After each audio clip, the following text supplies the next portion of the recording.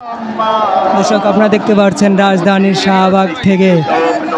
শাহবাগ মোড় থেকে যুক্ত আছে। আপনারা দেখতে পাচ্ছেন শেখ হাসিনার এখন বিচারের দাবিতে এবং আওয়ামী লীগের নিষিদ্ধের দাবিতে বাংলাদেশে আওয়ামী লীগ যেন আর কখনো রাজনীতি না করতে পারে সেই দাবিতে কিন্তু কালকে রাত থেকে কিন্তু ছাত্ররা তারা কিন্তু আন্দোলন করে যাচ্ছেন।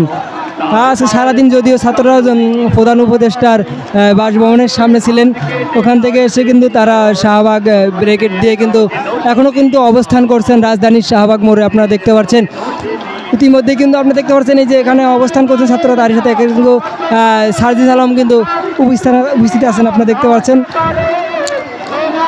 সবার স্লোগান কিন্তু একটাই, 1 2 3 4 আওয়ামী লীগ নো মোর, যেন বাংলাদেশে আওয়ামী লীগ আর দ্বিতীয়বার না আসতে পারে সেই প্রত্যাশা করে কিন্তু এই বিক্ষোভটি করছেন সাধারণ জনতা। ছাত্রদের সাথে কিন্তু বিভিন্ন রাজনৈতিক দল তারা কিন্তু যুক্ত হয়েছে আজকের এই গণজামায়াতে ইনকিলাব মঞ্চের সেই গণজামায়াতে কিন্তু আজকে সাধারণ মানুষ কিন্তু যুক্ত হয়েছে।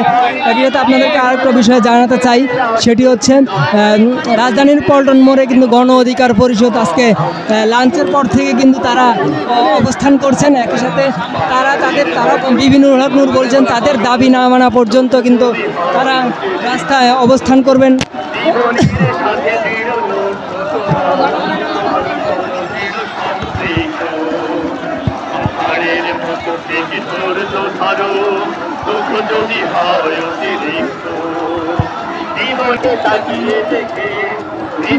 নিজের দিকে তাকিয়ে দেখে আবেগের পথ করণীর নয়, আবেগের পথ করণীর নয়, সাহসের সাথে কিছু স্বপ্ন জড়ান।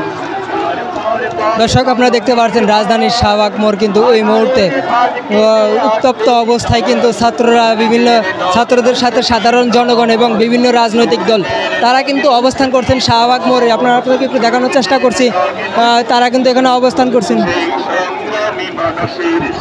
আপনারা দেখতে পাচ্ছেন তারা কিন্তু এখানে ইসলামিক সঙ্গীত পরিবেশন করে কিন্তু তারা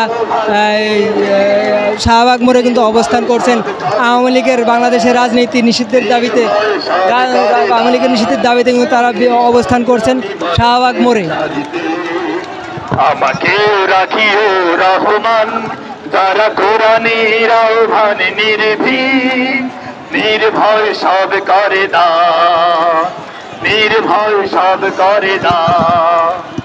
তোমার রঙে তারা রঙিন, তোমার হৃদয়কে ভরে সঙ্গী।